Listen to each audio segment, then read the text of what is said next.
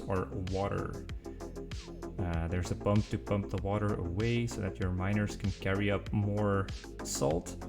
And while it's not a cooperative game, you can use other people's meeples, other players' meeples, to carry the salt up and out of the mine shaft, so you can make some money.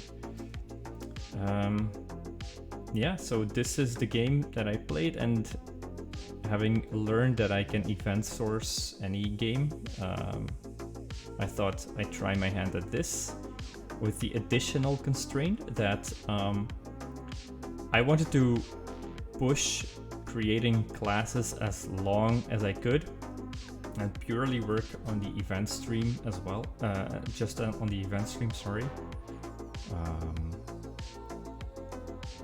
So that I could postpone creating maybe the wrong abstractions as long as I could. And boy, did I learn something.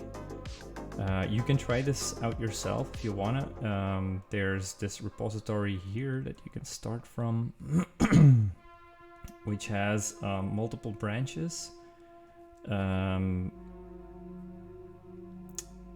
Let's see, so we've got like a quick start scenario where you just learn as much as possible within the fewest or smallest of time.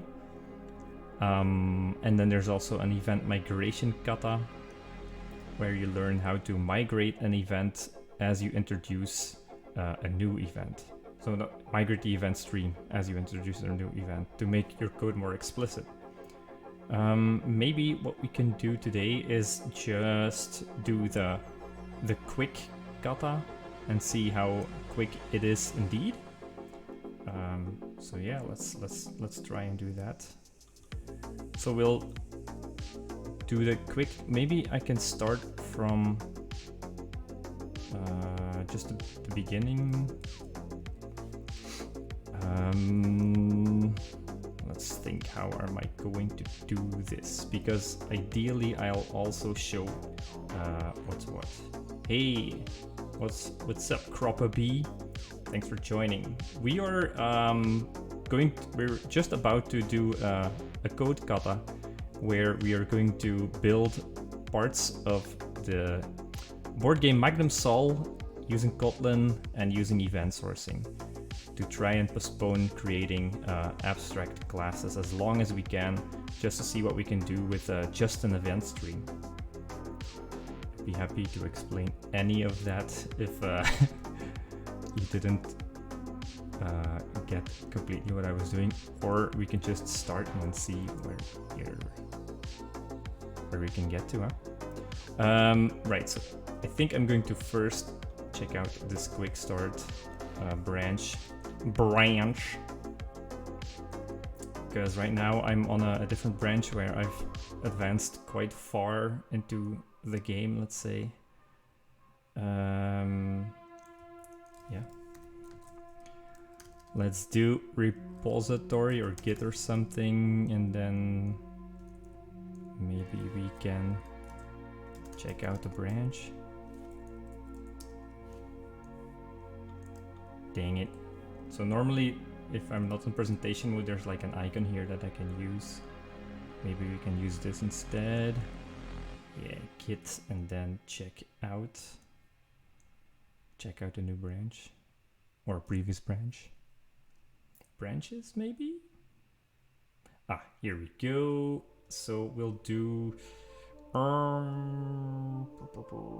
this one because that appears to be the quick start branch that I started from, and I think I already have one locally, so maybe I'll do this one. Yeah.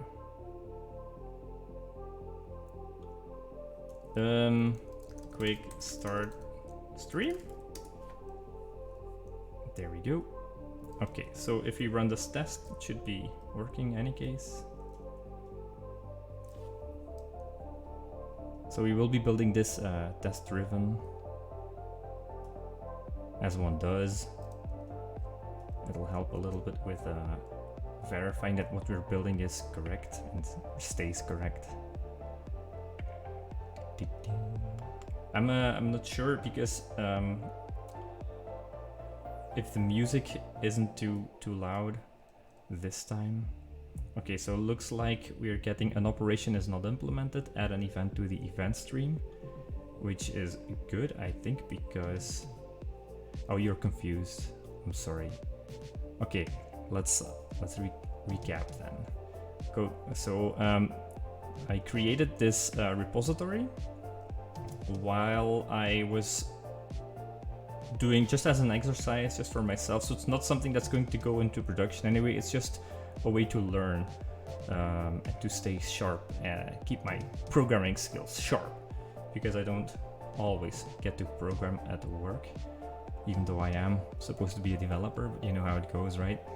Or you might not. But in any case, there is this board game called Magnum.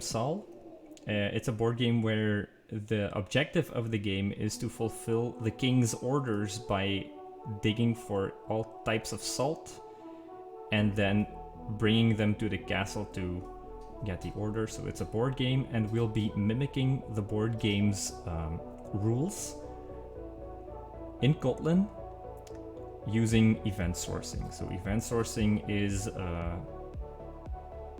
I wanted to say an architectural pattern, but maybe it's more of a design pattern where you build up the state of your objects using just an event stream. So normally, if you, let's say you've got a can of water or a coffee can or whatever, you might create a class called can or coffee can.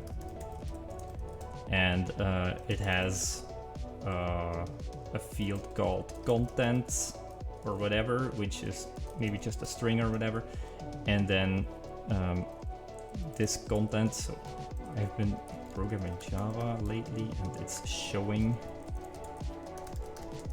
There we go. Now we've got a coffee can class that has content as a string, and it should have a method called fill, where you set your content to whatever it is you want, coffee or something, I don't know. There we go.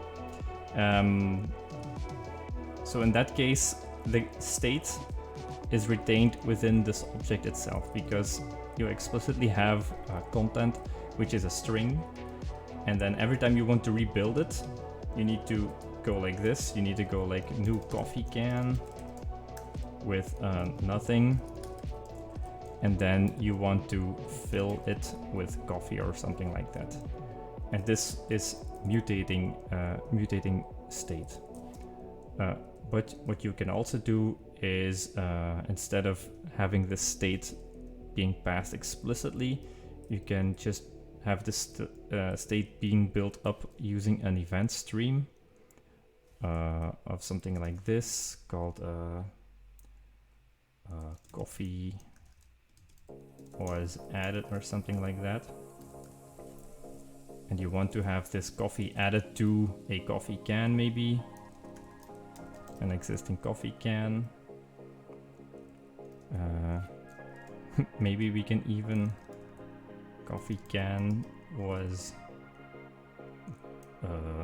I don't know, grabbed from the shelf or something.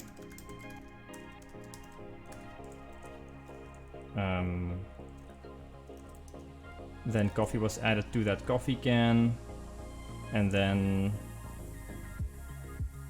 I don't know, coffee was poured or something.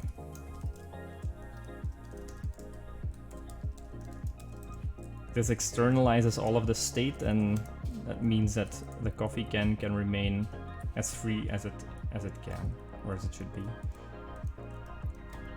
And that is what we will try to do as well with Magnum Sol. Yeah. Okay. So that's about it. Shouldn't it be player added and worker placed? Ah, keep your events as fine-grained as possible and always in past tense. Yes. So a player can be added. We can definitely make this player was added. and then worker placed. Where did you see worker placed? So there isn't an event yet called worker placed, but this is just a function on an already existing class, Magnum that is using an event stream already.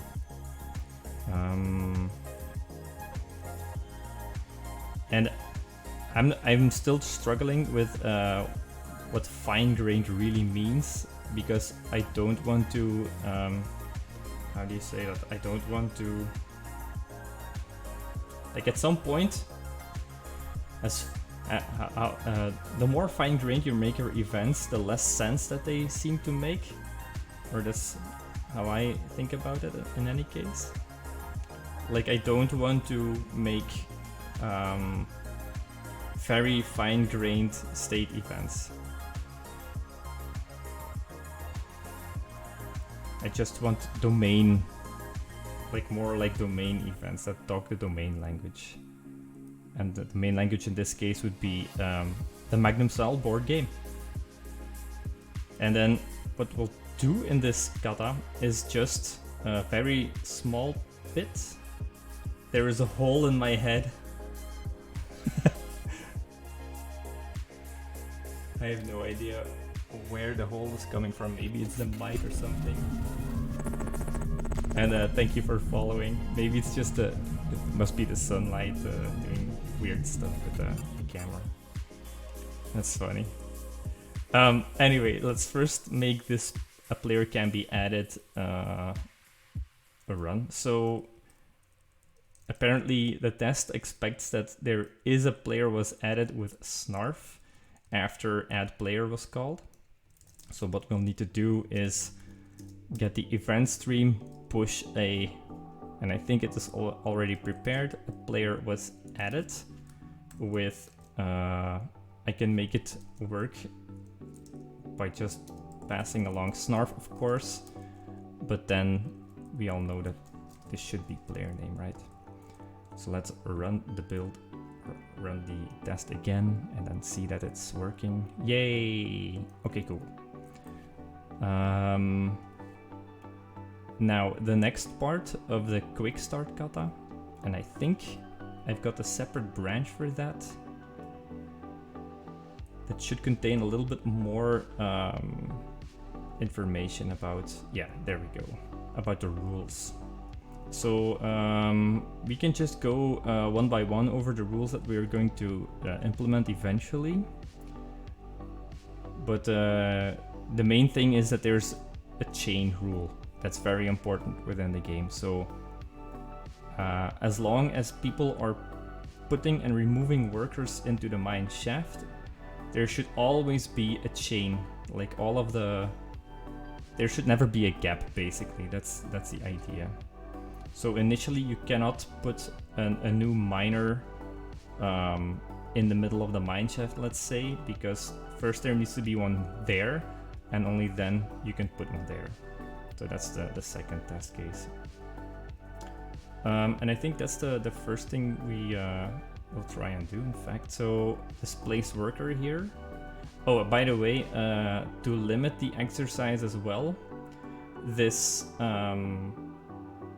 kata exercise really only deals with just a single player. Normally you cannot play this board game with just one player. You have two, but just to not deal with the turn order and stuff like that, or available workers for that matter, we'll just act as if there's only one player and then just do the chain rule. So we don't need to take into account this add player, in fact. This is just here to help someone that's new to this continue along a little bit faster with the kata itself. Okay, so here's a to-do, and it says first create a test, then implement this accordingly. So there's a place worker function that we should be testing here, and I guess we can just create one. So a worker can be placed is something that I would write if I were to copy the previous example. A player can be added, but a worker can be placed isn't just it should be limited. It should be a worker cannot be placed in the, maybe a first worker. A first worker cannot be placed in a position that is not the first place of the mine shaft. I'm sure we can make that a little bit less less long of a sentence. So if you got any idea, please help me out. The other thing I could do is just copy this, of course, because then we would have much more clear examples, right? Okay, so to deal with this, there should be like some kind of a system, a grid system. And I think that in this version of the Kata, I think I've already provided a position in mind. And if we can just read this thing, this should read as if how the mine shaft should work. So a mine is only 6 deep, the mine has 3 cross sections, blah blah blah blah blah. So this is just to make sure that we cannot create any illegal mine positions. So we've got like a value object. Wondering why that is. Use of getter method instead of property access syntax. Okay, let's ignore that for now. Right, so anyway, we can use a position in mine class that you apparently build using at, and then it'll have a bunch of helpful functions. So that's already prepared. That means that we can also just write something like this, right? Where we can already get a Magnum Sol game up and running. We don't really care about the add player anymore, but the thing that we want to do is place worker, and we want to place a worker at a specific spot. So what I want to do is I want to put it at what was it again? So first it's depth, so I guess that would be 1, and then width 0, I imagine, because it's like the center. Now I think it's going to be complaining that place worker does not have a position. So now it does. And then I guess what I expect is to have a new event in there. Well, actually I don't expect an event there, because this should either throw an exception or something, or yeah, I guess I want to do that. I think I want to make it illegal to do. So to do that, let's do assert J's exception of type stuff. What kind of exception do I want it to throw? An illegal move or something? Illegal move exception? Maybe, yeah. This should be okay as well. It doesn't exist just yet. Maybe it would be a cool idea, in fact, to already foresee this in the setup, so that people don't need to worry about this when doing this kata themselves. Let's see, we've got a class illegal move, which I guess is going to take a message as an argument, and it should extend, I don't really remember, just exception. Yeah, message. Wait. There we go. And now it shouldn't be a val anymore. There we go. Okay, so with this in place, we can also verify that is throw by this piece of code. And then we can also verify with message saying I don't know, like something like chain rule should be obeyed or something. There we go.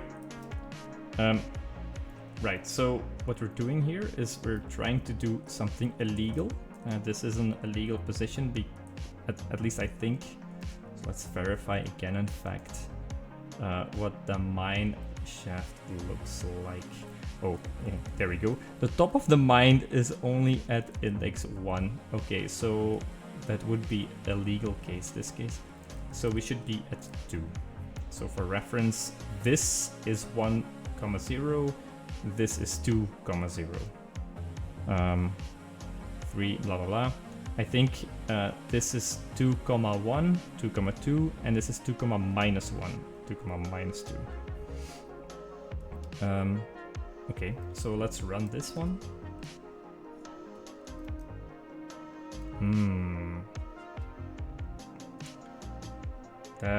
So I've never had to deal with spam before.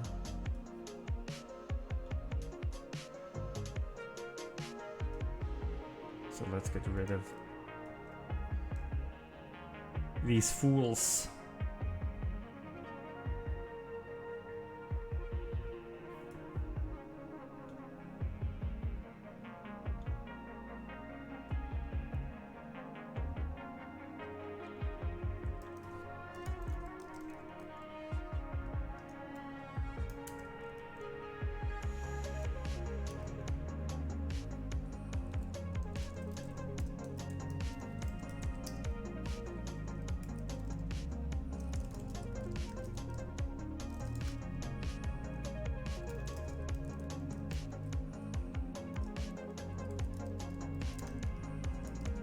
Sorry for this, that I have to do this stuff manually, but I rarely get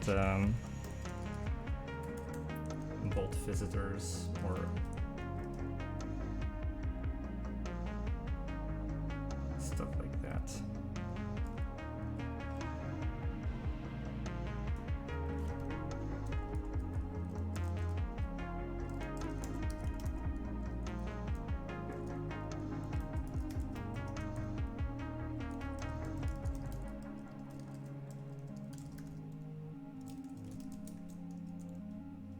Alright, that got cleaned up. Yeah, there we go. Where were we? So we've got a failing test now. Why is that? Because we have getting a non-implemented and we should be getting an illegal move here. So let's go back to our implementation, get rid of this. Then at least we should get another error message. Yep, there we go. So what we could do now is just throw an illegal move saying the chain rule must be obeyed, if I was not mistaken.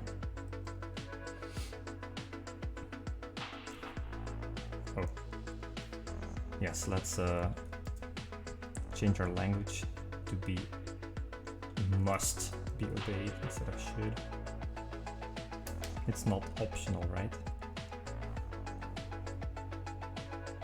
Oh. And then also make it read more natural. There we go. So next test should be, because it's still working, right? So a first worker can be placed at the top of the mine.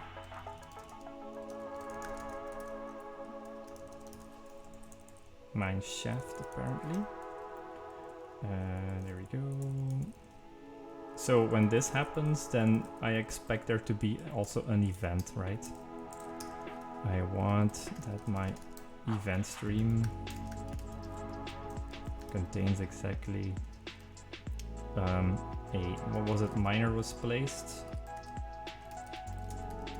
event at 1,0. The other thing is normally in an event sourced system, these events would be tagged with like an ID, and I think in this case it would be the ID of the Magnum Sol game that was being played.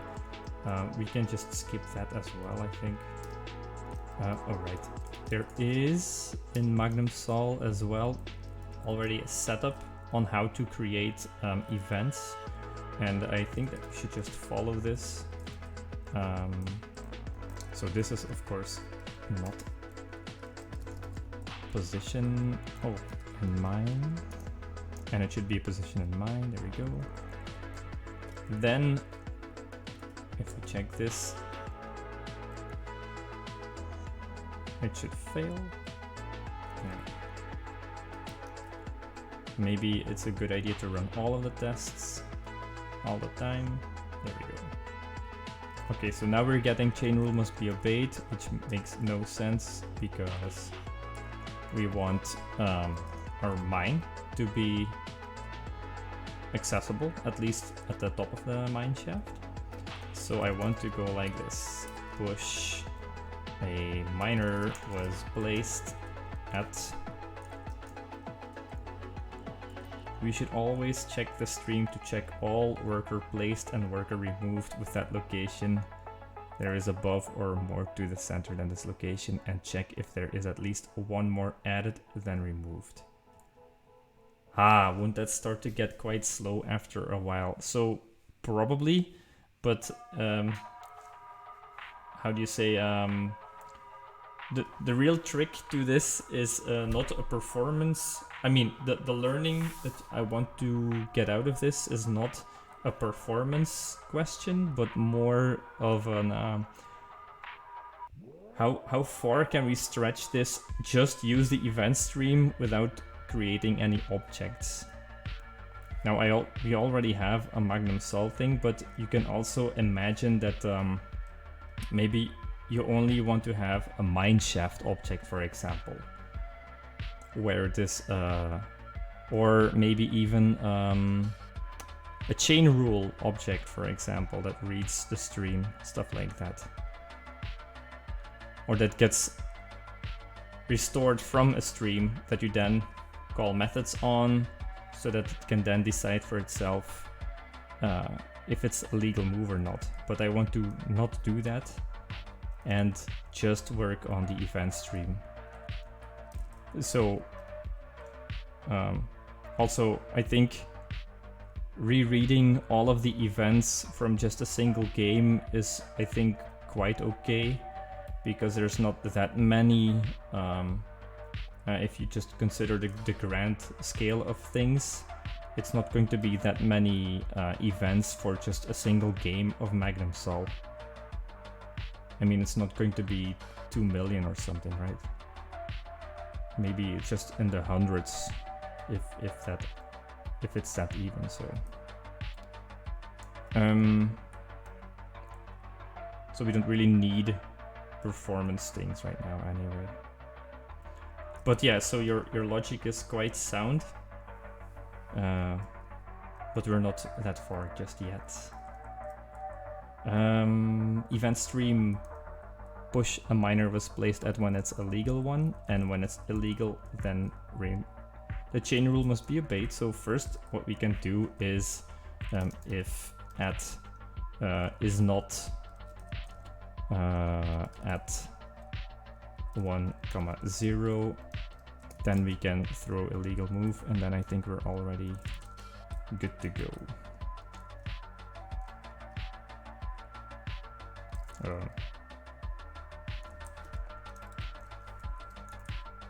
I thought that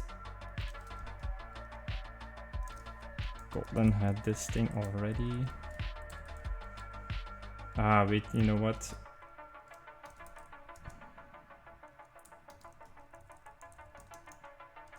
Yeah.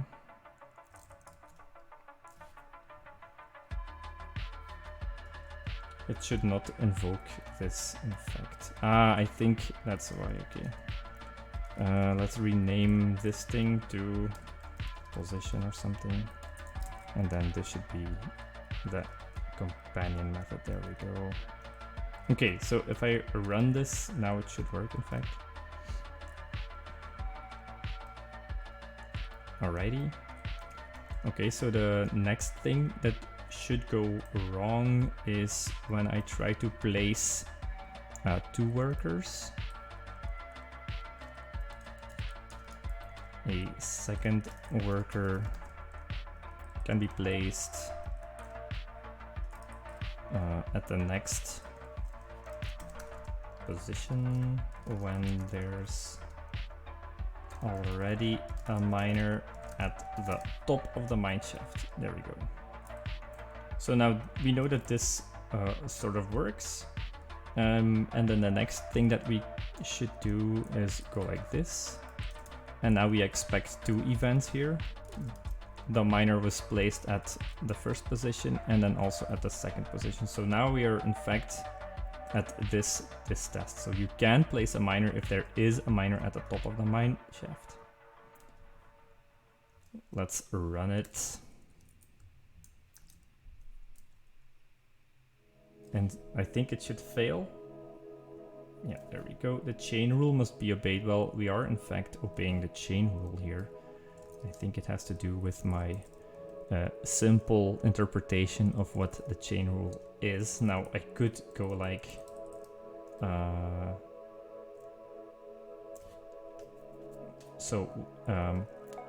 what I need to do now is indeed like Kroppa B suggested, to check the stream for all of the worker placed events, to check whether there is a miner at the previous position. So what I'll do is in fact just that. I will check the event stream. I will filter the events, and I only want the miner was placed events. And then I only want to check, or maybe it's just a count even. So how many workers were placed before the position that you want to currently put a miner at. So that would be pos.previous. Yeah. So the way that previous works, maybe what I can do is I know that miners was placed events have a position in mine field, so I can check versus that position. So this is miners at the previous position. I think I'm still bothered with the word previous here, but we can go if miners at previous position are 0, then we can throw a legal move.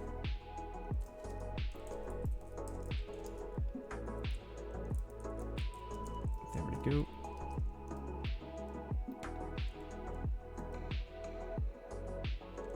And now we are getting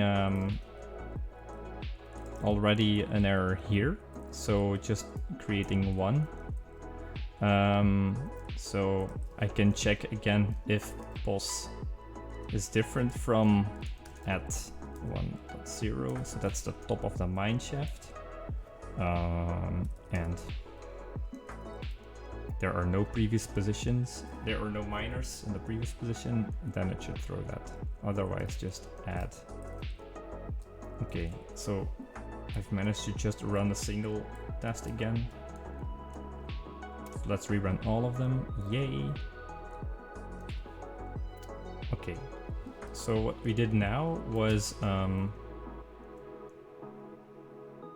we've made our tests green, and we did that by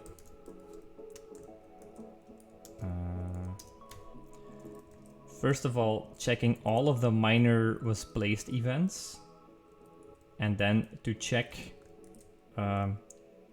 if there were any miners in the previous position. Now, what I can do is make this a little bit more explicit, because you can already see that there's the miners at the previous position, but in fact, if you think about what this represents, these are all of the miners in the mine shaft. So you could imagine an object being created from these, and have this object be a representation of the mine shaft, for example. And then you can just ask the mine shaft, hey, mine shaft, how many workers are there in this position, right? But so that's what I don't want to do right now. I want to postpone it for as long as I can. I think something that I can do to make it a little bit more explicit is make this into a field. Yikes. So what I can do is miners in the mine shaft. Then create, so Kotlin allows for miners in the mine shaft for this. And I think what I want to do is add a getter for this.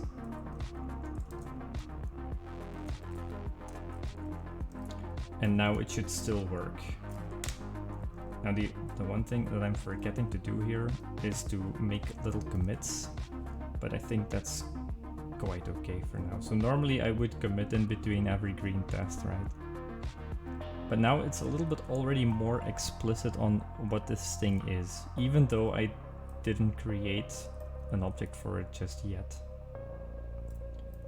Also, I think the reason why I'm using this getter here is because this is lazy evaluation. So if I were to just use an initial setter, then I wouldn't get continuous updates of this miners in the mineshaft thing. So if stuff happens, then I won't be able to detect it anymore. Derpy derp. So I think that's that. Now we can check this out. How many miners were at the previous position?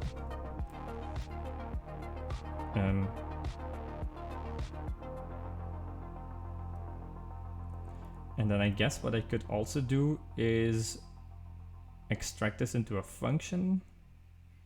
But do I want to do that? I don't think so.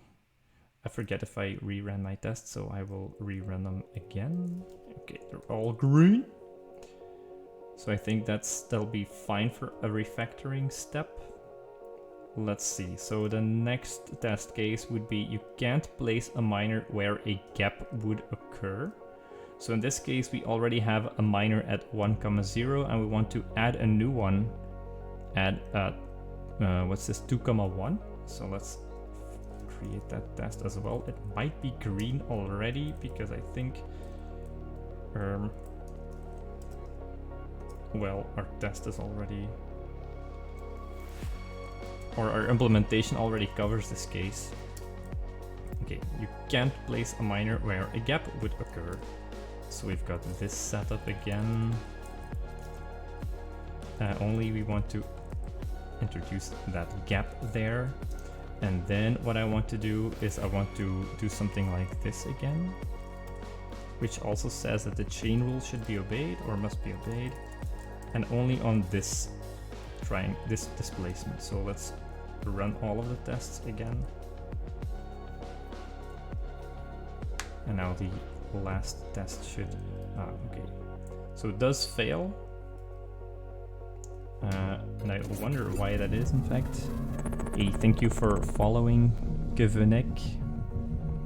Sorry if I'm mispronouncing your names. Okay, so let's see what's going on here.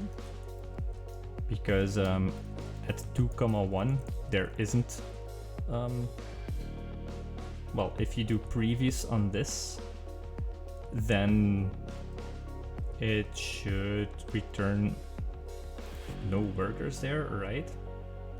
And apparently it's not throwing that exception. And I'm wondering why.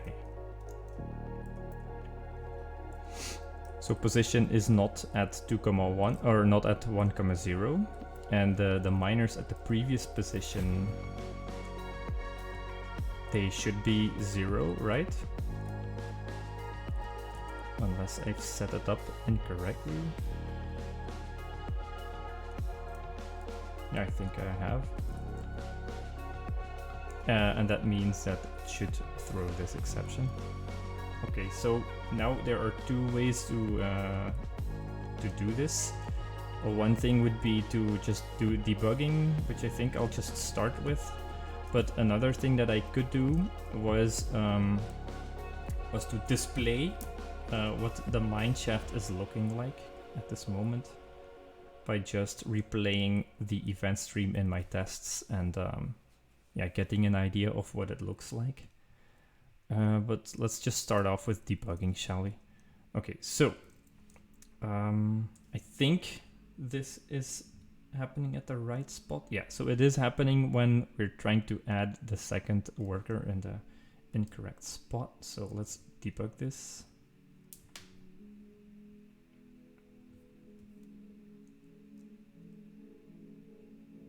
All right.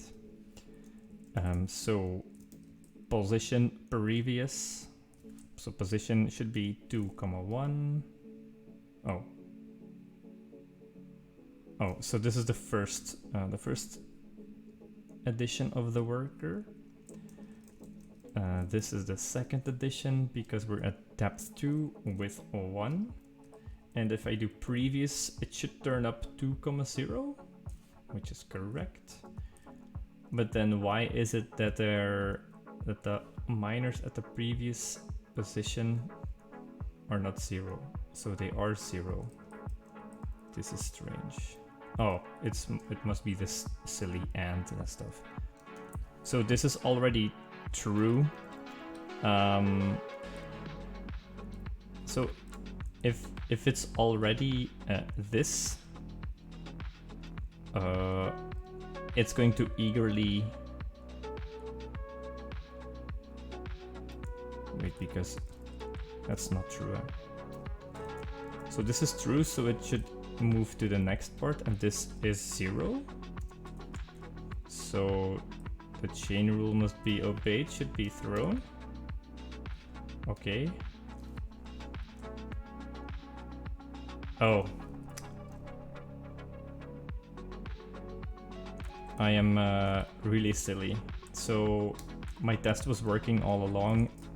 I just had to remember that first I want one worker placed, and it's then upon adding this second worker that my illegal move should be thrown. That was a bit silly of me.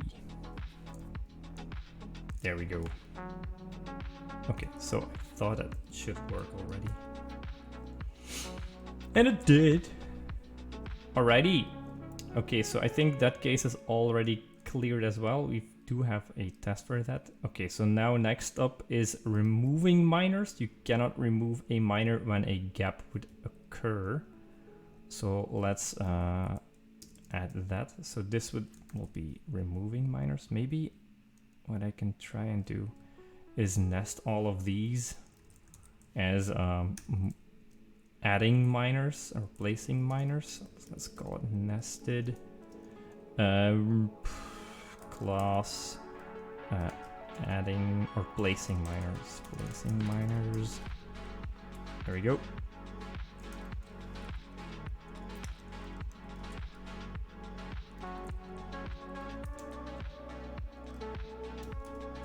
Non-static nested classes. It should be inner then.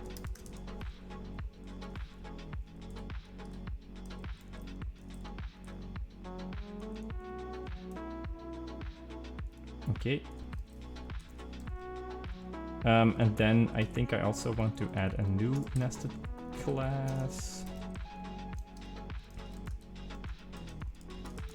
Removing workers or removing minors.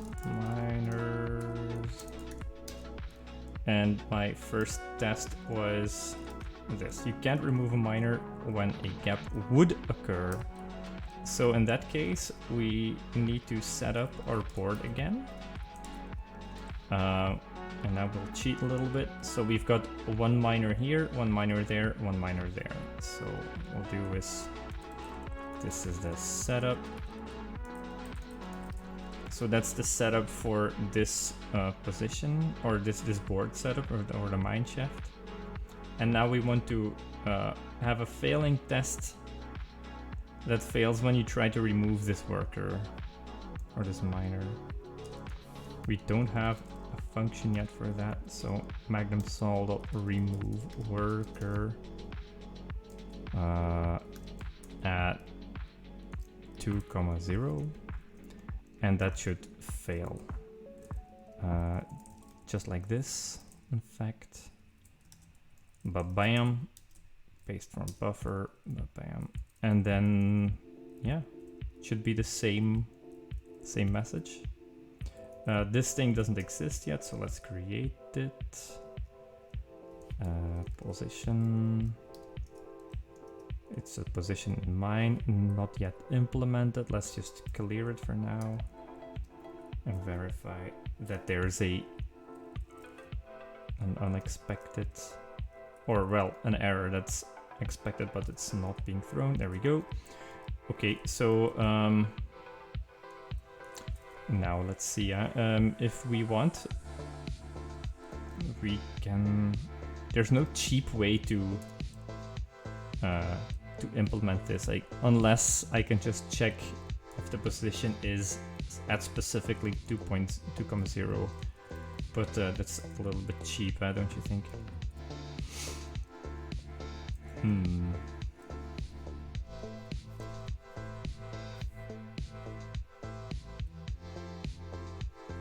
How am I going to do that? So maybe I can just do it properly in one go. Yeah. So we already know that we need to check again the miners in the shaft, right? So if miners in the shaft count position in mine, so if the position in the mine of the miners in the shaft, aka if they're, how do we check this? So first, maybe we can already just check if the one that you're removing from was the only worker there, then it should fail anyway, yeah, right? So if we just check the amount of workers at the current position that you're trying to remove a miner from, if this would be 1, let's so this would be miners at position. So if miners at position would be just a single 1, then we want to throw this. Don't worry, we will refactor later.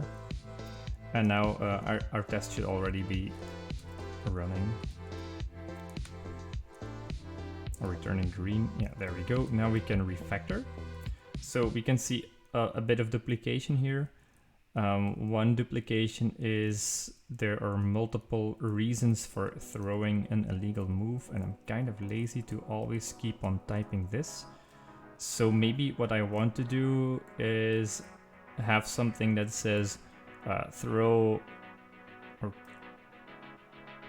illegal move when, and then a condition, for example, because then it's going to look like this. When, yikes, when miners at position equals 1. Something like that. It's more concise. I skip this stuff And I would be replacing both of these things with that. What do we think? Is that a good refactoring? The other, let's keep it here a little bit for written comments. So that's idea number 1. The other duplication that I can see is that there's 2 times where I am checking an amount of minors at a specific position. So here it happens to be this position, and here it happens to be the previous position. You could argue that this is fine enough. And also, we only have 2 occasions of duplication, in fact, so I shouldn't be doing any of these. Let's wait for the third duplication then. The rule of 3. But at least we've got an idea. Let's get rid of that. Okay, so now we have running tests. Or tests that are green. There we go. Okay, so this is green, and then you can remove a minor when no gap would occur, so that's like the farthest down the line.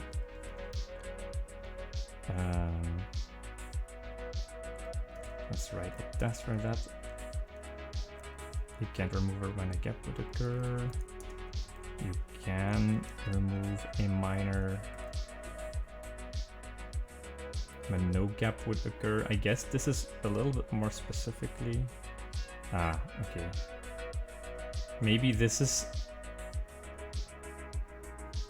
In this case, the gap doesn't occur because it's the last minor in the chain. And here, the gap wouldn't occur because there's still a minor left after removal. So, you can remove a minor when they are the last in the chain. And then the setup should be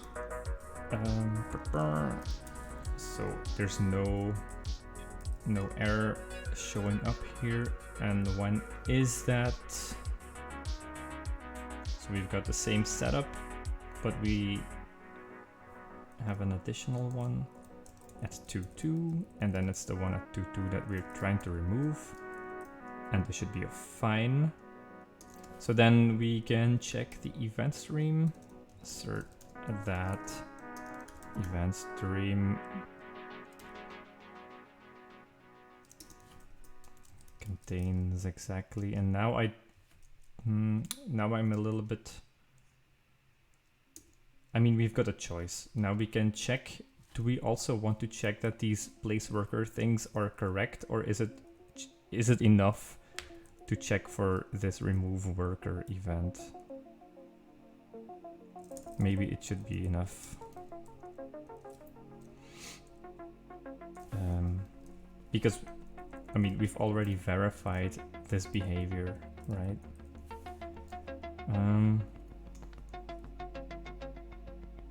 Let's think. So this would be minor removed at 2.2. This thing doesn't, or was removed, I think, because we've got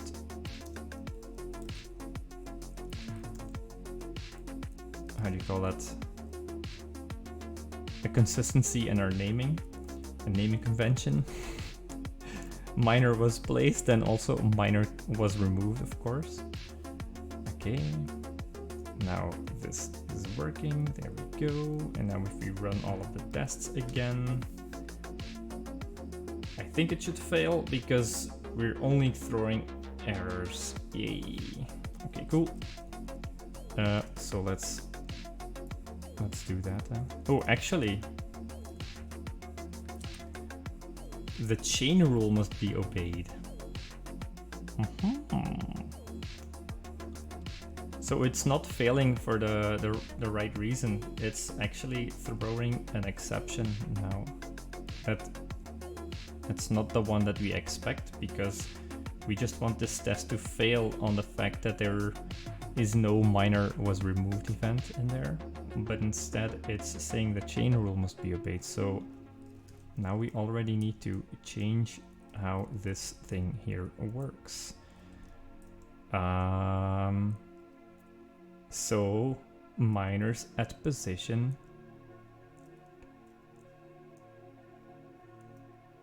if it's a 1, that is kind of weird because I have no idea why it's throwing that. I am deleting the right one, right?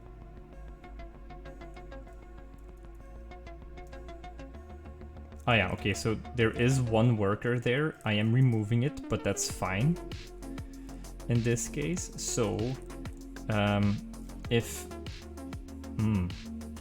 so what we also should do is check if we are the last miner. Is last miner.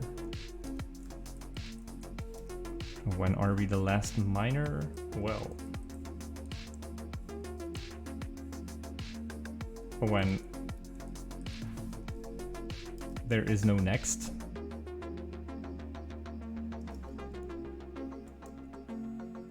If there aren't any, so this should be replaced with an none, I think. Yeah. So when there are no miners in the next position, then we are at the end of the chain. I'm not really sure anymore what next returns, so let's look for the next. Here we go, next. Next, when it's a mine shaft position, returns deeper down the mine shaft. When it's a corridor position, returns further along the corridor. But not when it's like the end of the corridor. What happens when that happens? Oh, so it fails hard if you ask for the next at the end of the corridor. Because then we're getting the mine is only 6 deep. And the same when it's a corridor. 6. Yeah, okay, that's annoying. Let's see what it does in fact. So if I do... Oh, so the one that's going to be easiest to return is the corridor at the end here. So that would be 2, 1, 2, 3, 4. So if I were to ask next for 2, 4, what happens?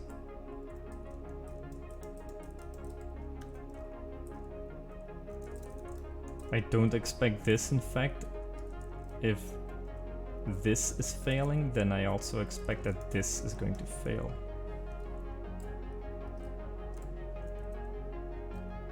I think you just cannot create this, and then that's why it's going to fail. So I can't even create this test, I think. Yeah. But in that case, I expect this to fail with a nice reason. So assert that exception of type, I guess, a legal argument, is thrown by this thing.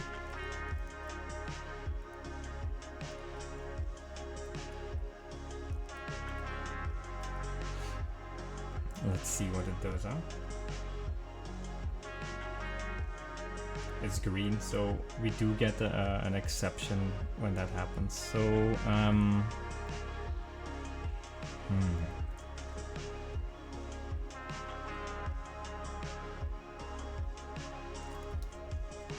maybe the message is nice as well. Let's just see what it returns.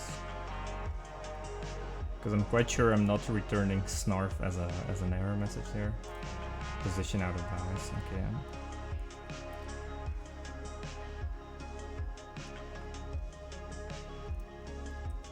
So that's not it. There is no mine chamber. Yeah. That's a bit too bad about the API, I guess, then. Because I can't just do this.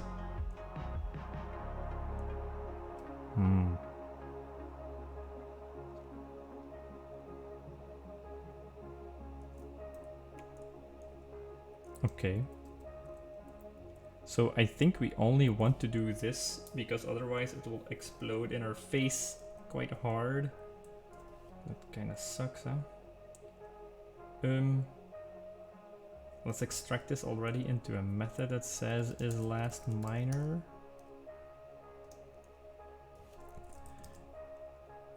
Yeah. Block body. So first of all, this should be okay, but I also want to check if pulse. Oh, maybe is an end. Nice. So if it's an end, yeah, I guess I can just go like this. So if the position that we are trying to remove from is an end, is at an ending, then we can just return that. Otherwise, we'll check the minors in the shaft with the pulse next thing. Okay, so if it's a last minor, then it's fine. Or this should not be like the last minor. Maybe it's more like is the trailing minor? I don't know. Because it's a chain, I wanted to say trailing last minor in the chain. Make it a little bit more explicit.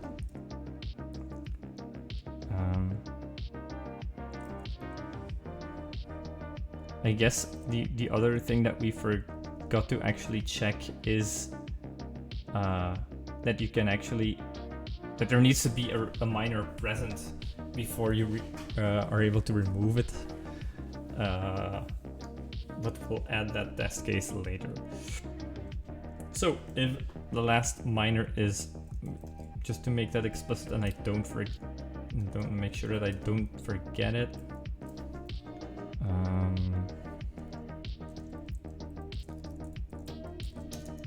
Let's add it. You can't remove a minor when there is no minor to remove. Which seems very silly, but yeah, I mean, it's a thing. In this case, let's do this. And now we want there is no minor at 2,0.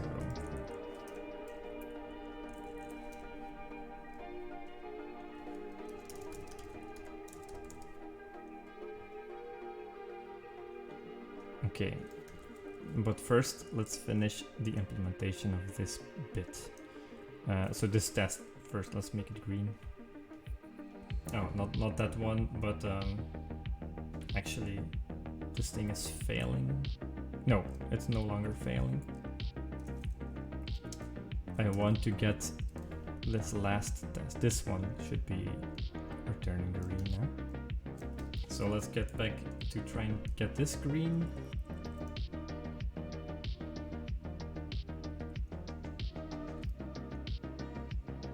Okay, chain rule must be obeyed.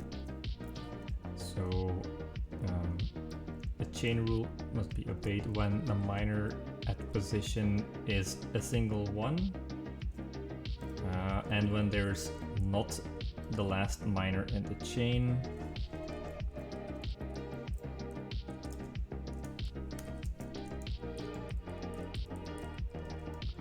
And I think what I want to do is not last minor in the chain. There we go. Oh, we can also do that. And make it a little bit more concise.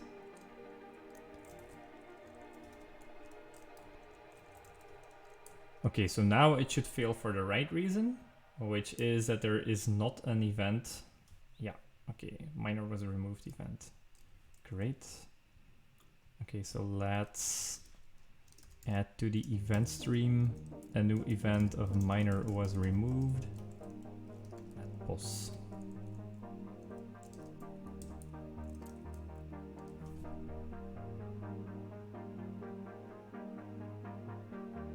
Hooray. Now what we can do is go back to the test, run them all, and then fix the next failing. Ooh. Ooh.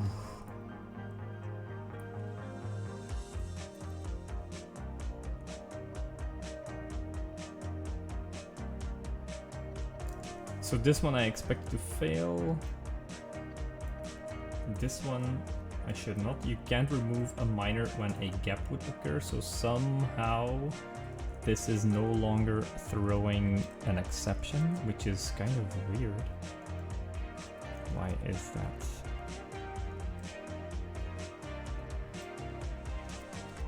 Yeah, I guess this is indeed not... Oh, I think we're like in an eager thing here.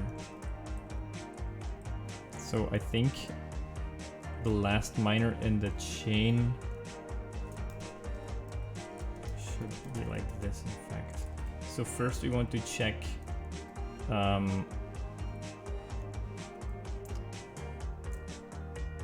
no, we need to do it first, otherwise we end up in that scenario here. Maybe what I want to do instead is not just reverse this mod. Reverse this.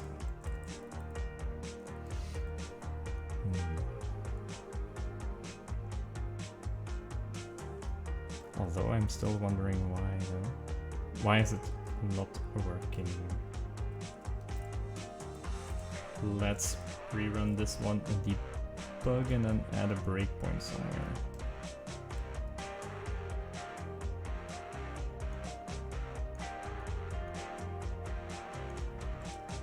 So is this an end? No, and then it will already return. It's not going to enter this piece of code, but it should.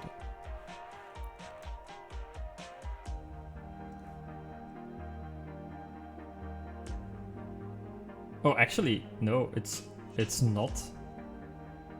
Oh yeah, but then since it's already not, then it will return. Okay, so what I'll need to do... See, this is why I don't like this kind of shit. So I think what I can do is check if it's not an end and there are no many left, then it is indeed the last in the chain. Or not.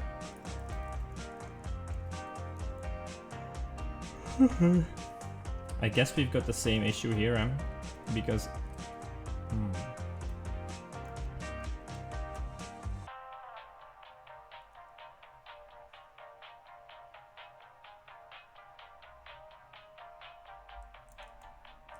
yeah, the last minor in the chain. If the position is an end, in this case it's not a position in the end, but I wanted to continue to this one, huh?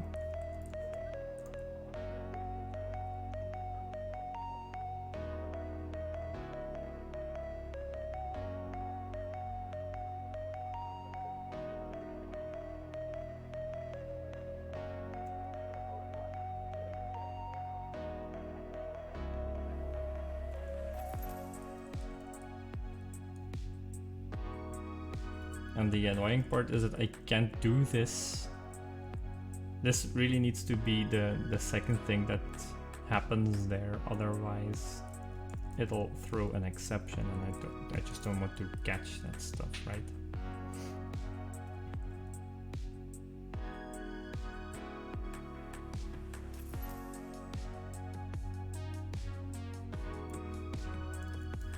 I think what is going to help me is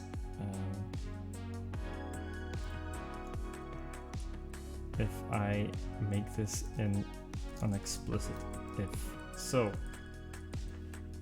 if it's an end, then we can return true, because in that case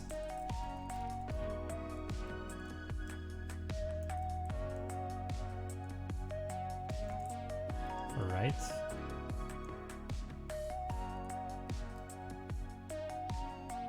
What the hell is going? I want to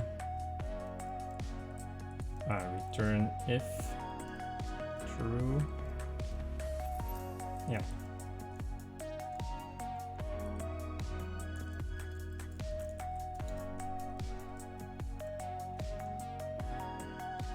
I guess this is already fine.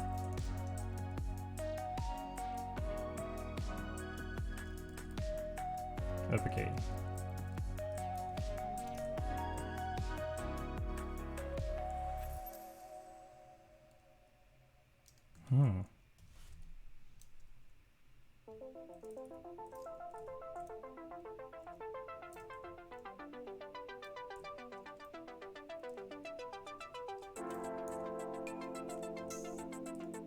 So it's not an end, therefore it should end up in this bit.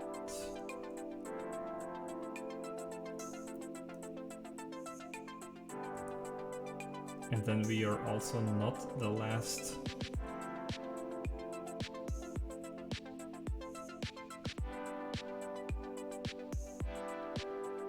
miner in the chain, so we are not the last miner in the chain, so this is going to return, well actually this is going to return false, then this is going to return true. Oh, and miners at position equals 1. Yeah, that also needs to be checked out, right?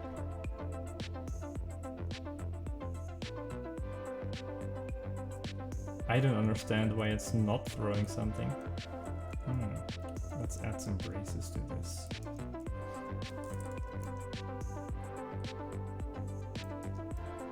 Because I think what I had there was correct, but let's just make sure.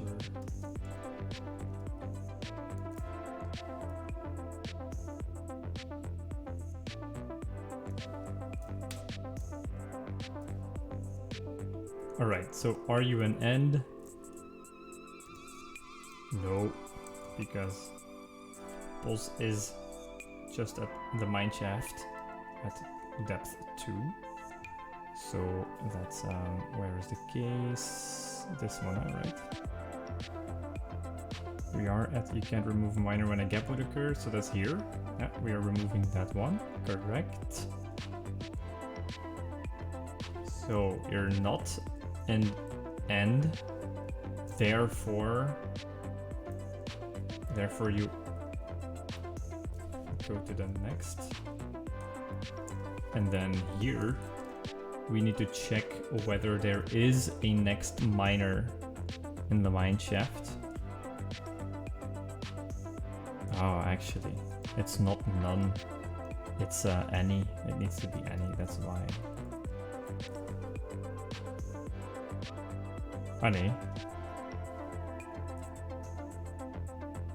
because now we're checking whether or not we are the last miner in the chain. Yeah. Ooh, this is not correct.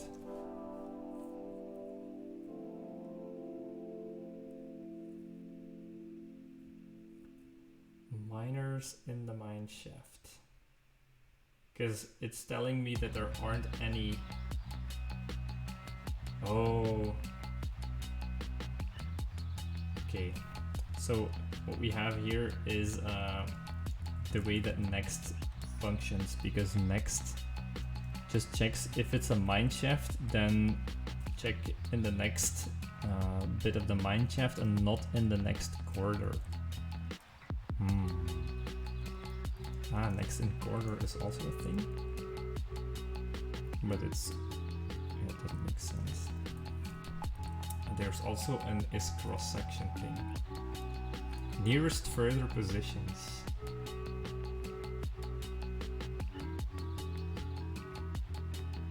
So that's like the region, let's say.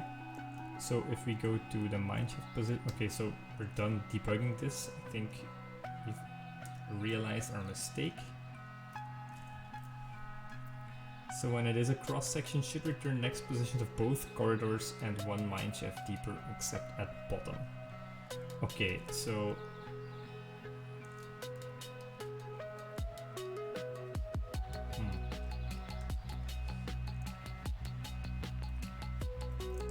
let's find out. What I need to do now is, in fact,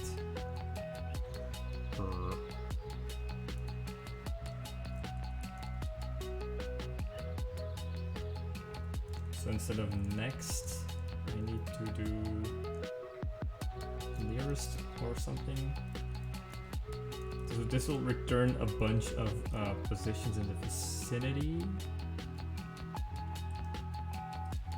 I can do replace that with in, and now what I can do is, if I check that there have been events, or actually I want to check that there have been no events where the position in mine is in any of those 3 positions that are returned when I'm in the corridor. Okay. So now I can simplify this.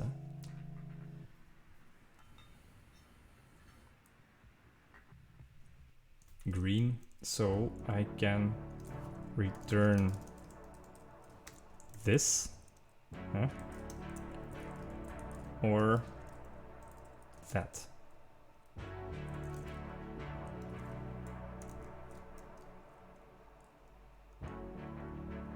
What is your problem? Okay.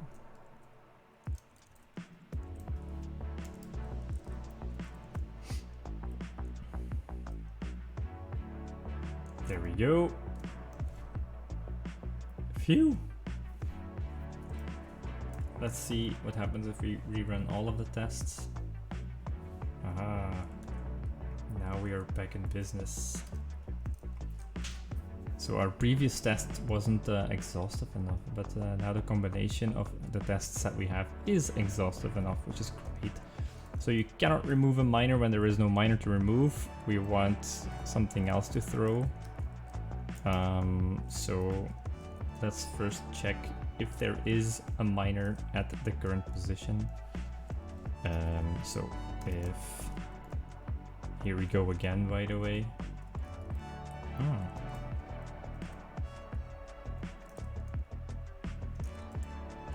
If miners at position equals 0, throw a legal move. What was it? I copy pasted it. Okay, so then maybe not at comma, but let's do this. I'm actually not sure how that gets returned, but I guess what we'll do is copy.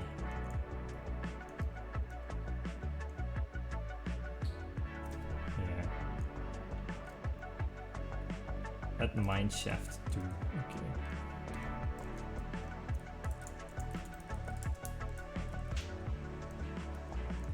Maybe because I don't want to be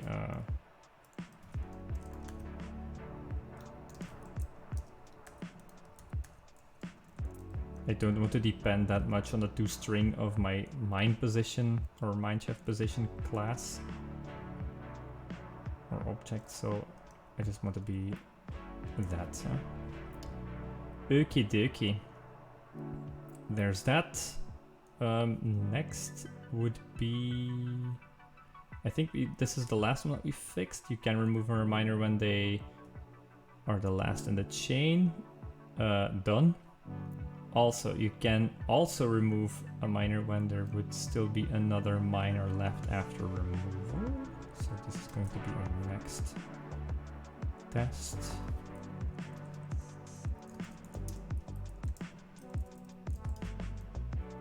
Alright, and then what do I want to do? put one miner at the top of the mine shaft, then two on the cross section, and then another one there. So this is the cross section. We want to put two of them there. And then we want to add one here. And I want to remove just a single one of those and verify that there has been indeed a single one removed.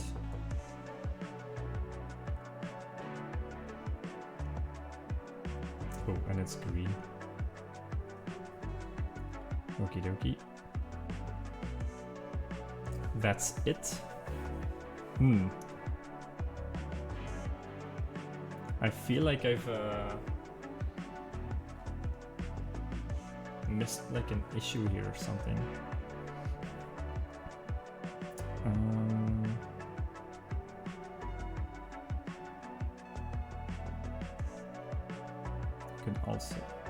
You also can remove a miner. Because now, like, there is no...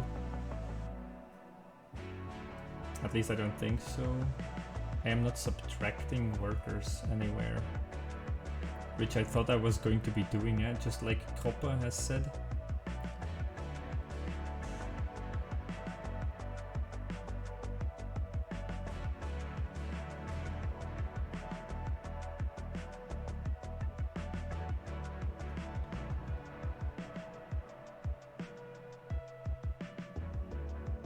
Yeah. There is one case, I think here.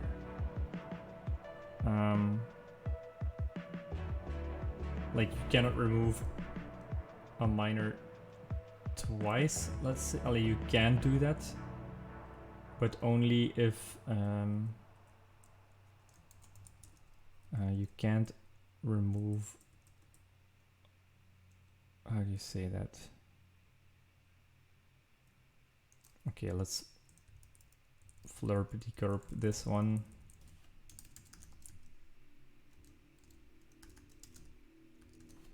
Flurpity-gurp. We'll put one there. We'll put another one here. Put another one there. And then I want to remove one there and remove another one there. This should work fine, but when I try to do this for the third time, it should fail with this. Alright. Let's see. Okay, I think I got a good name for it. You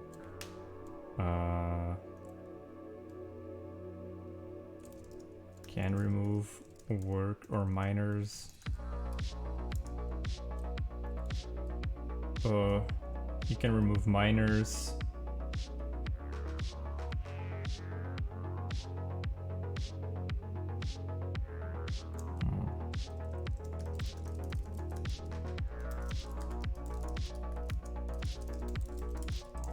Something like that. It's a little bit different than this one. In this case, there is no miner to remove because there was never a miner placed from a spot or a mine shaft position where there was never a miner placed or something like that.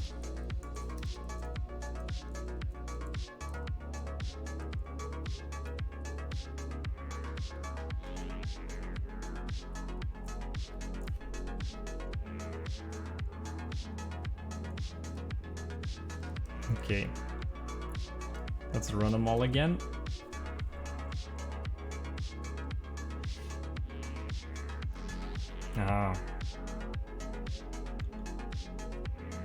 Okay, now we need some kind of a history.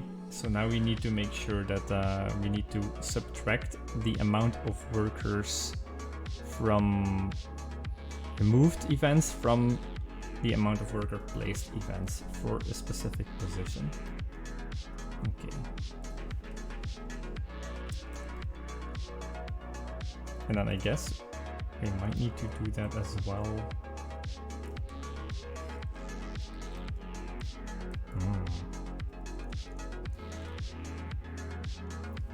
So this now no longer becomes just counting all of the miner placed, because this is miners in the shaft, which is miner was placed. But what we need to do now is really subtract all of the miners was placed from the miner was removed. Okay, let's add the type. In fact, can I do to specify type explicitly? Great.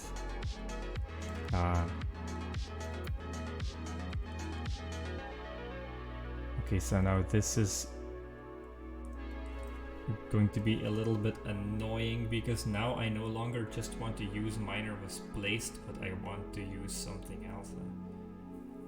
I want something that says it's a miner at a certain position.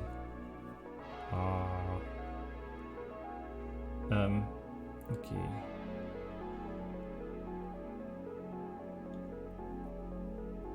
Maybe what I can do is just have a count. So I think what I want to do here, I'm not sure if I can refactor it that nicely.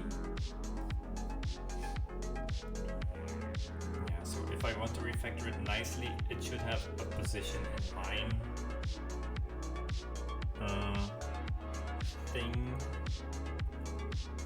Or the other thing I could do is cheat a little bit, because now the it.position in mind, the it here is a data class. It only has a one field.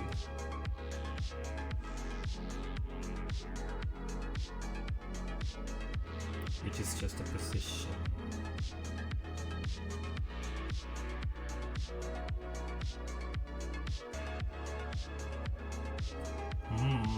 I'm thinking.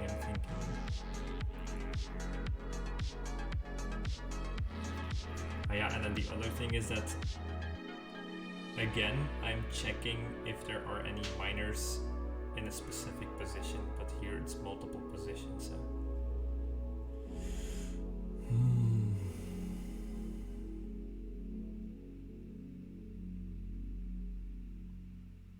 Okay, so I was thinking about not making this a list of miner was placed events, so that's for sure is something that I can't do.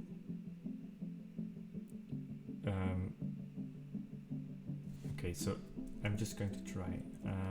The miner was placed event, I'll add something else called a data class of miners at position, which contains a position in the mine, which is a position in mine, and then an amount of miners, maybe?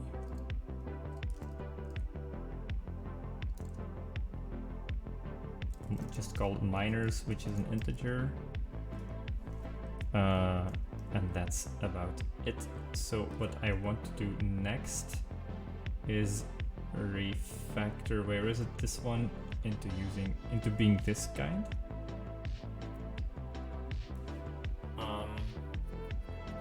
And then what I'll do is I think I'll just map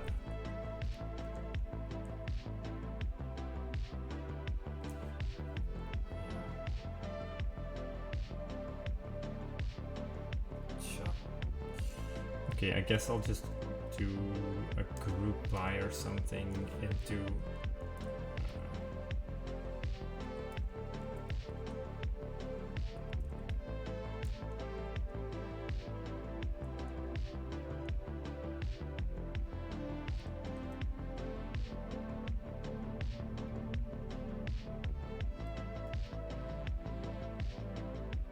because group by would return a map. And then the map would be it dot position in mine. So group by the position in mine. Then I have I think I can do values of map, right? Map values. And then we get something of a position in mine, and then a list So what I can do now is use a count. Where this is the pulse and this is the list of placed events.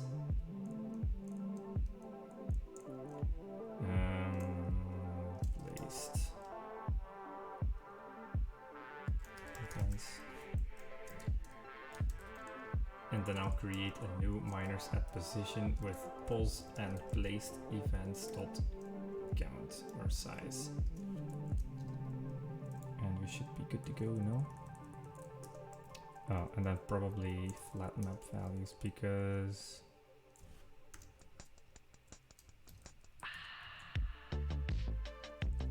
oh, it's still returning a map.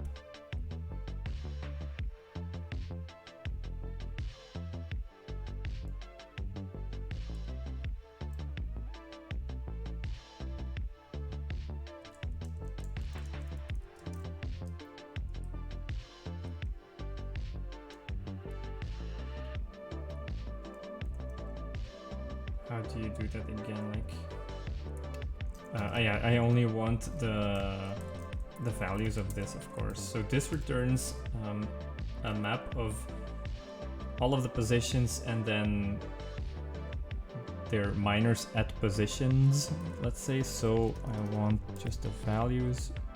There we go. To list or something. Voila. Now I think it should still work because minors at position, it's still compiling because minors at position, its are now minors at positions. They still have position in mind. And no count whatsoever, so this should still work. Yikes. We managed to destroy one of them. Okay, so this one is failing for a different reason now. You can only remove minors when there are still minors present.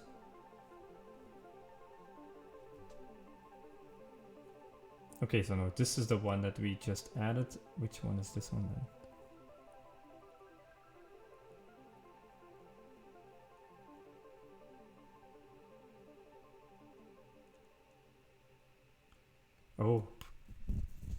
Oh snap.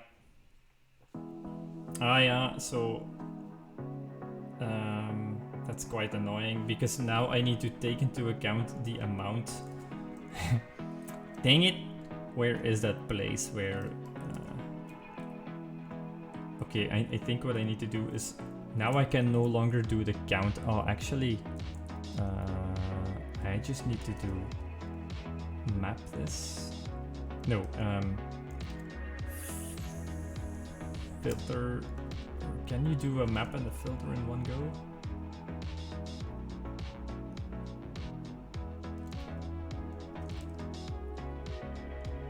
It's not a map either, it's just a get. Or a find. Or a first, sorry. So a first where that thing is filled in. And I want the amount of minors there, or 0 if you can't find anything. Okay, so first or null, I guess. What does this do? No such element. Okay, so now I do have a default.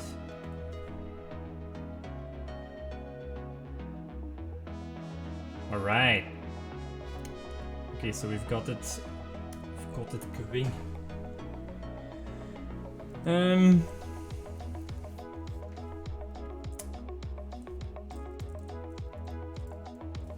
It does feel though that this thing is also wrong, but it's not failing yet.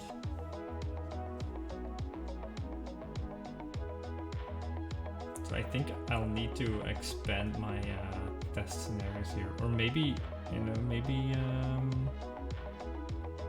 this is like the complete scenario that I should test as well. So maybe that's why it seems just like you're done after you've done all of these examples.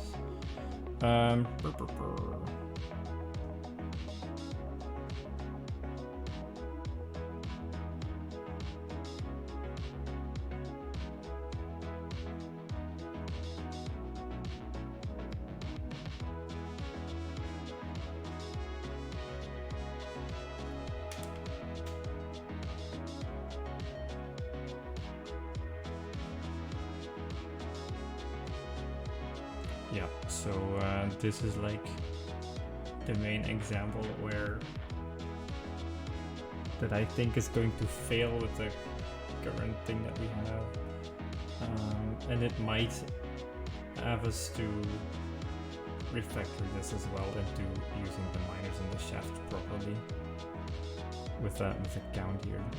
See, if I, oh dang it, so if I would have refactored that earlier, then now this would have changed along with it, but there wouldn't be a test case that verified it in fact, so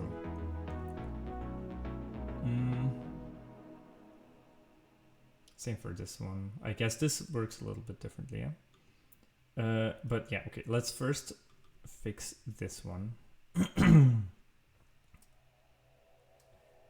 There is no minor to be removed because in our remove worker,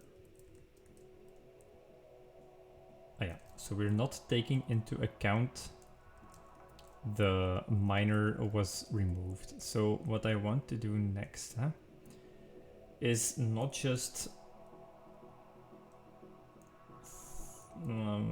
do this.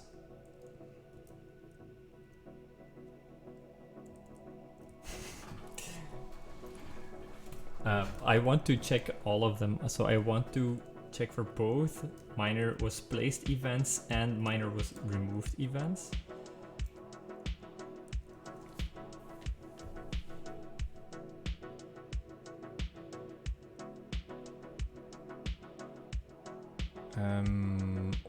Or the other thing I could do, let's do this. Okay, let me first let me do this. So these are all of the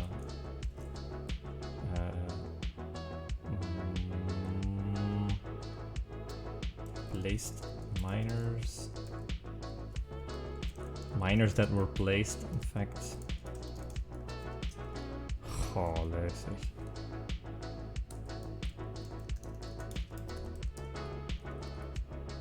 But now I also want the minors that were removed.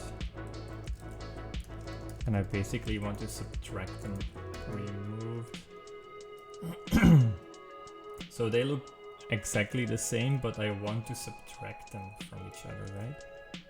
So what I want to do is minors that were placed.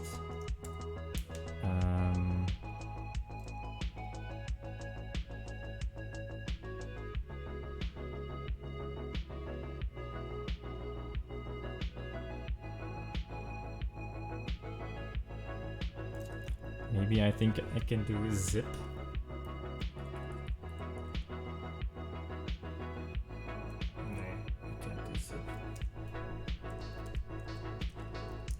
A way to merge these two things together.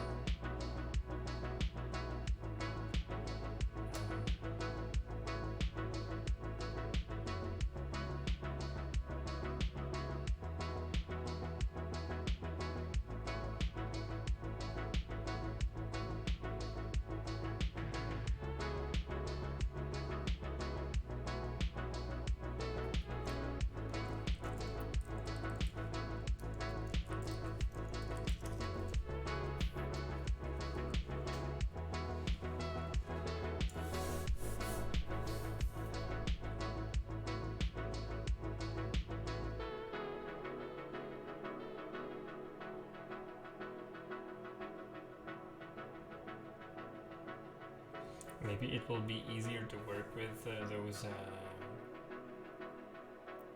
they're both maps. because I don't remember.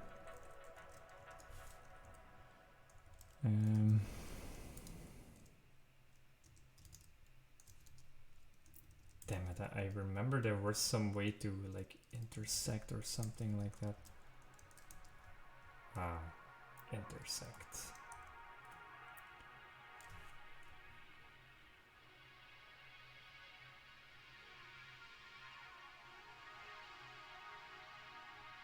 But I want to specify how they intersect though.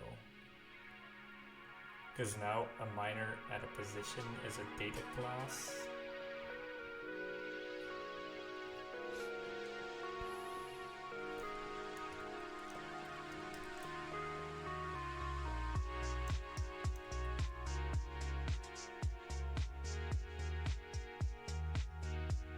No, that's also not something that I want.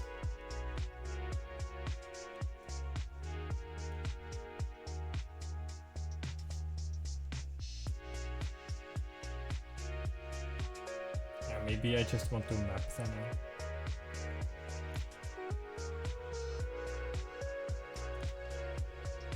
Okay, so I want to subtract the amount of minors that were removed from it. So maybe what I can do here is also do destructuring using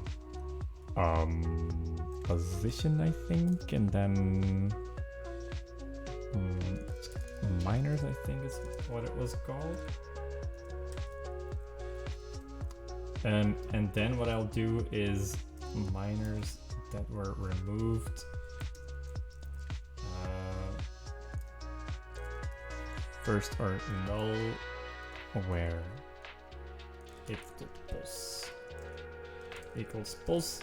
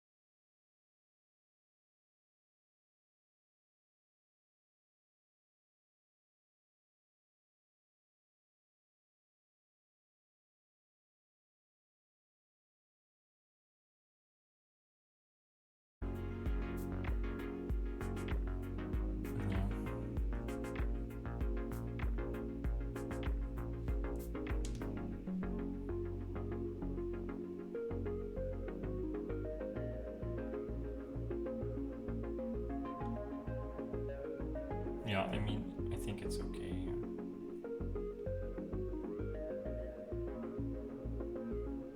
The other thing that I'm not sure of yet is because this miners in the mineshaft just seems to be a map, but I'm treating it, it is a list, but I'm treating it using list logic, so that this becomes more explicitly a miners thing, and that just indicates that this whole thing should be an object. That makes it a little bit more explicit, and then I can also just move logic there. I think this would, the more I'm working with this miners in the mineshaft object, in this case it's a primitive, the more I feel that it should be a proper object. Because when you have to write stuff like this, I mean, sure, it works, but it's really not very explicit. The refactoring was quite okay, I think, in itself. I mean, doing that, I had to change no tests at all. They were still working. I think that would have been different if I had already extracted it into an object that did the count thing. But then it would have already been working correctly for this place worker thing, because it would have had their own unit tests. And you already just guarantee that with those other unit tests of the miners in the mineshaft object test, that this count works as you'd expect it to work, and then this logic would remain the same, because now I have to rework these place worker tests to first make them fail, because this is not taking into account actually it is. No.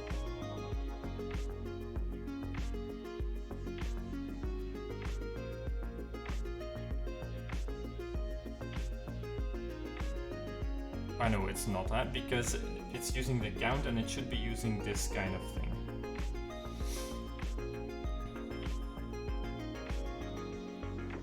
I wonder if I just try and null and then do minors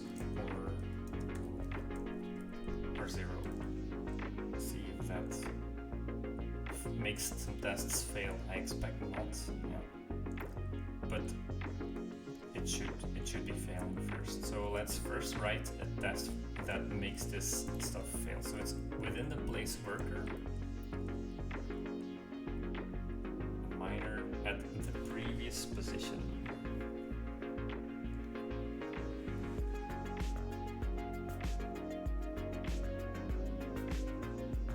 Right, so if we remove workers is fine, but now I need like placing miners with a history, and I want the thing to fail.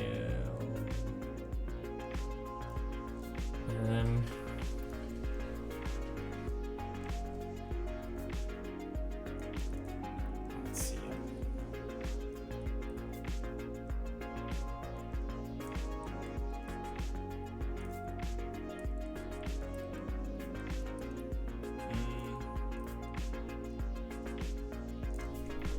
I think I've got something. Let's again. A gap would occur with the history of events. I will rename it later. So let's fill this up with 2,0. Now it's legal. But then if I were to remove that same worker, now there is no worker at 2.0 or 2,0, and then that makes this move illegal, but I think this test is still going to be green, and it should not. Oh wait, no. It's going to fail because it's not throwing an error, and it should be, yeah, there we go. Okay, so now if I use this, the same thing again, first or null, minors, otherwise 0. Now I think it should be working, because now we're actually taking into account the count. Oh. Now we run all of the tests again.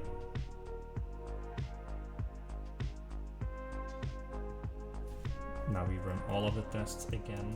Sorry. Yay. Now it is green.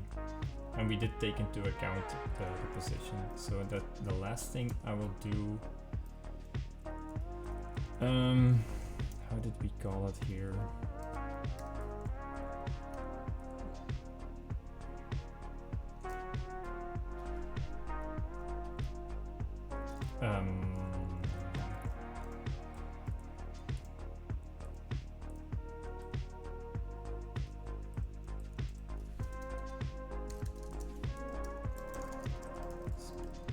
Placed and removed from the previous position.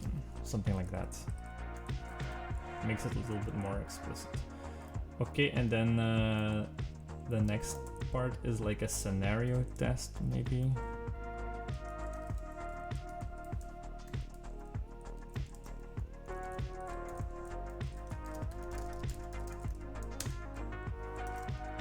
And yeah, let's call it the quick start scenario. And it should look like this.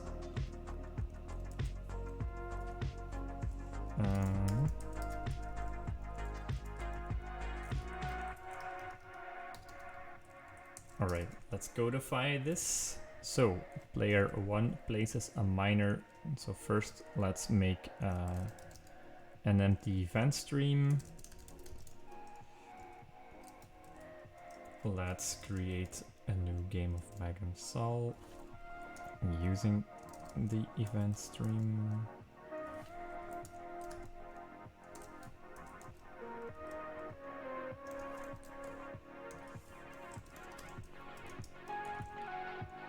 Alrighty, and then let's codify. So first of all, add a place worker in the mineshaft's first spot. So 1, 0.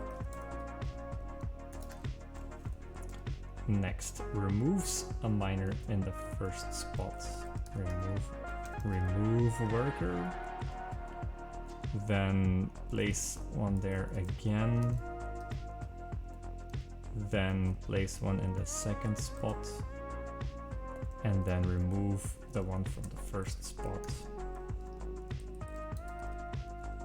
Should be illegal, so I don't know how to do that. Assert that exception of type illegal move.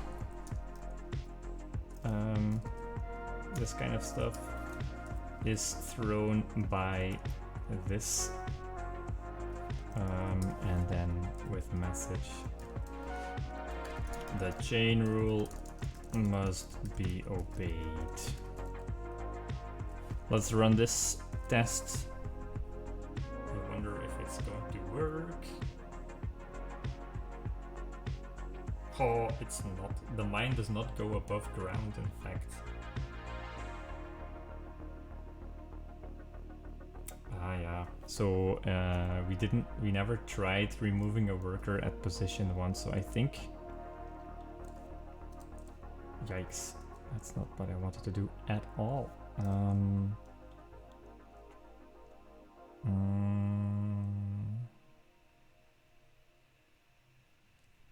So I think I'll put it here.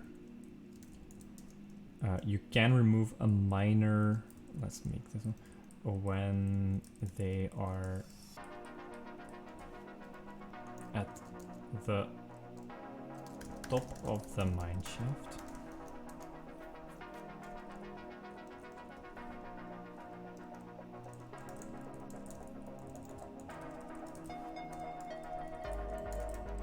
I think that's enough to reproduce the error that we're getting here.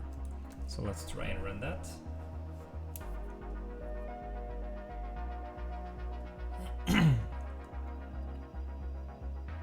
It's not.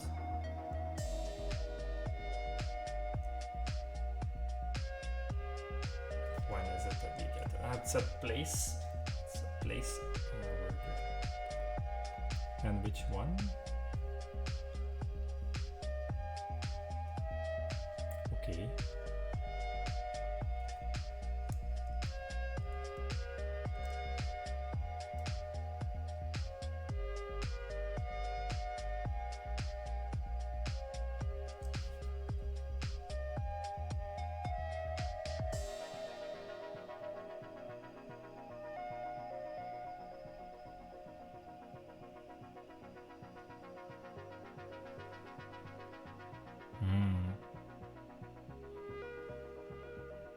Okay, so now I need to inline this because I first want to check if the position is at 1, 0. Okay. The thing I will do is I wonder though why it didn't fail here.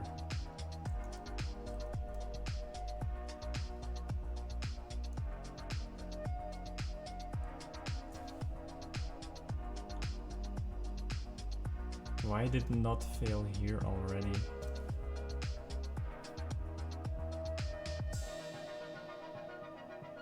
Seems a bit weird, no?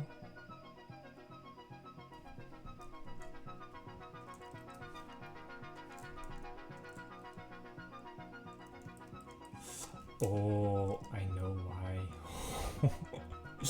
Okay, so this is a this is a lazy thing. So if the event stream is empty anyway, then this will never be executed, in fact, and you will never get this post.previous being called ever.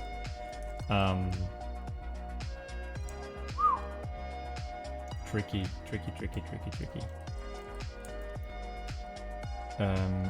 Okay, so what I'll do is I will extract this into no minor at previous position.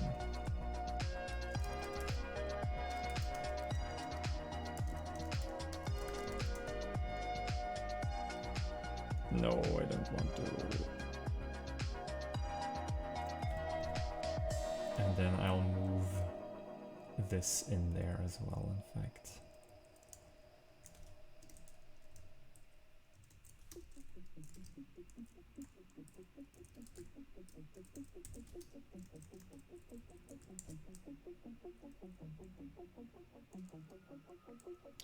Okay, my bad.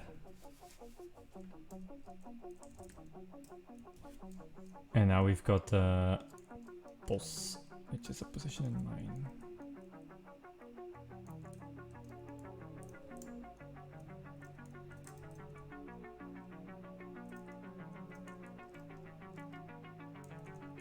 Ooh.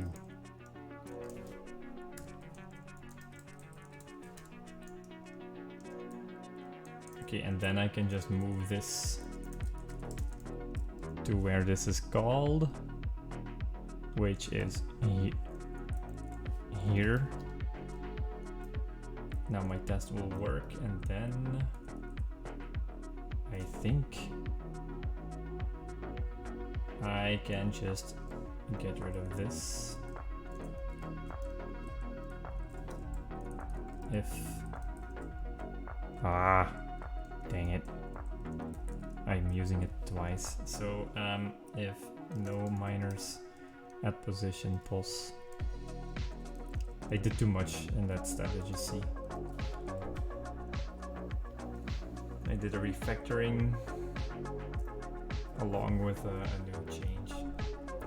Okay, so actually our quick start scenario is working as well. So okay, yeah, I think that's it. We've fixed, or we did the kata. It took us 2 hours though, instead of the 60 minutes that I suggested that it would take. I think it's very important, in fact, to so now that I've done it again, to really make sure that this is like the scenario that a person doing this kata should work towards. And then I'll sort of want to not have people codify these things into tests, even, and it's very tempting for them to do that. Yeah, the thing that I've learned was this time that maybe doing this a little bit earlier would have helped me a little bit better.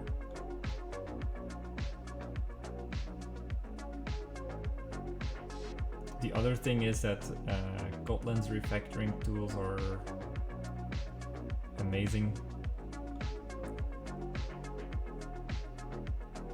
There were so many options that went through my mind to do this in a certain way. I'm not sure that this is the good way, of course, because I am filtering the entire event stream twice. I'm pretty sure you can do that in a much more elegant way as well than like this. But it works, and otherwise this would have been hidden away in the object itself, like for example the mineshaft, for example. Yeah. Coolio. All right, I think I'm gonna call it for today. This was fun. I got to do some Kotlin again. Yeah. Alright, I hope you enjoyed it as much as I did. Any case, if you want to try it out, here it is. Feel free to go ham. Let me spam it in chat. There you go. Alright, that's it for me. Let me check when or whether I can do another session next week. I think I can, yeah. Okay, I think I can. Pretty sure I can. Alright, so then I'll see you probably next Sunday, or you'll see me next Sunday. Yeah. Stick around to find out who I'm going to be hosting next. Okay.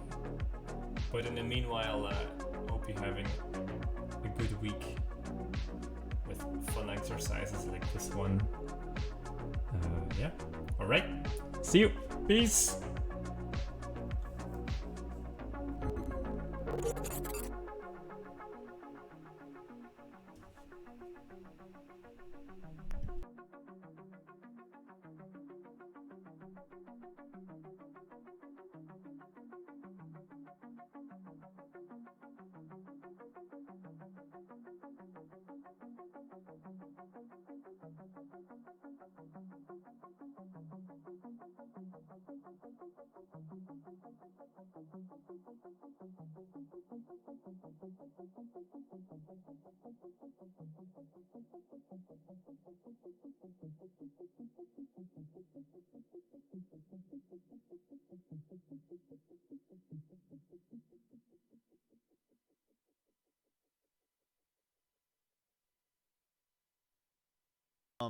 Some heavy metal.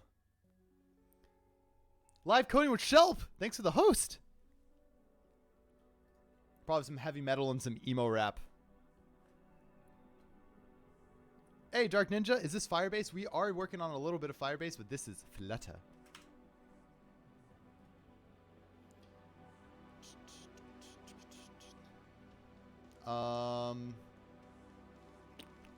My list. How do I want this thing to load? How do I want this load thing to happen? I gotta request the thing, right?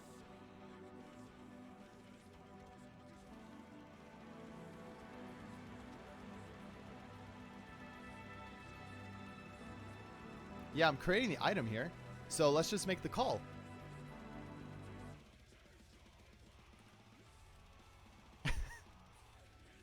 Thanks, Dr. Bam. Cheers. I gotta go. All right, Informer. Thanks for hanging out. See you later. Don't tell my mom, please. I won't tell.